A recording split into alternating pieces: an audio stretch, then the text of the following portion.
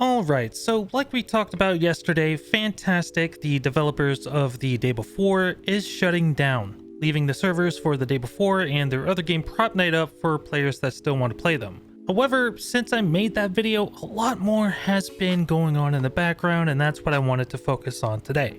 First, let's get into Mytona's response.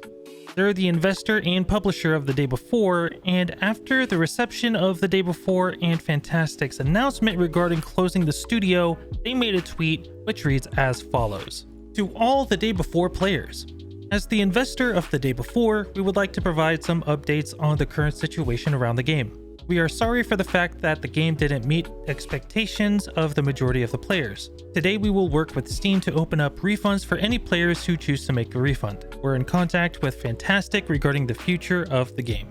Mytona. So yeah, I bet they're pissed with the current situation too. However, as the publisher, I feel like they should bear some of the responsibility rather than throw FNTASTIC totally under the bus. I mean, yeah, FNTASTIC was solely responsible for developing the game, but I feel like Mytona would have seen builds of the game in progress and be able to make a call on whether to have the game go live or not, or even figure out a more appropriate release date. At the very least, they say they're working with Steam to open up refunds for everyone, and my takeaway from that is that they're trying to open up refunds for everyone, not just those that fell within the usual 2-hour refund policy. At the time of writing, I haven't seen any definitive proof that this will actually get put into place, but we'll see what happens. Lastly, Mytona is in talks with FNTASTIC about the future of the day before and presumably about the future of Prop Night.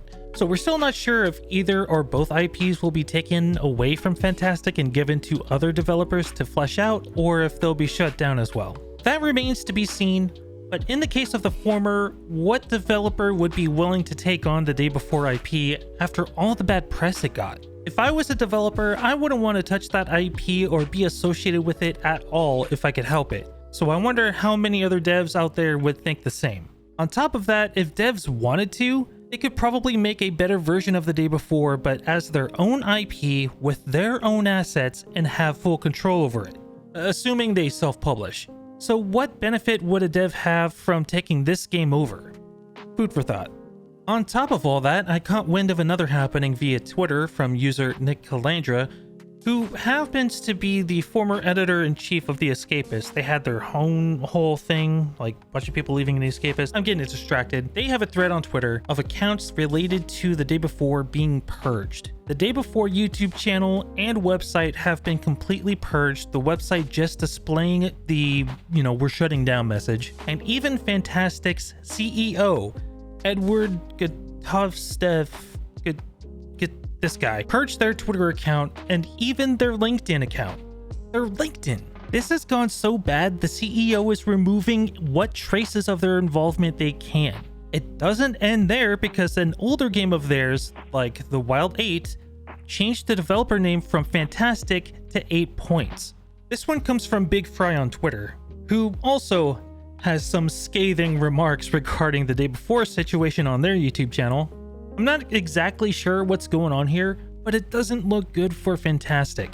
The optics seem like they're trying to sweep their history under the rug. However, if you check FNTASTIC on Steam, they still have themselves listed as the dev for the Wild 8 supporter bundle, at least for right now. Good job, FNTASTIC! Also, it seems the FNTASTIC social media manager is just phoning it in at this point with responses to players, responding to a critique with, "This was our first big experience. Shit happens." Which is an odd thing to say, especially as the voice of the company, but I guess whoever is at the helm of that FNTASTIC Twitter account just doesn't care anymore.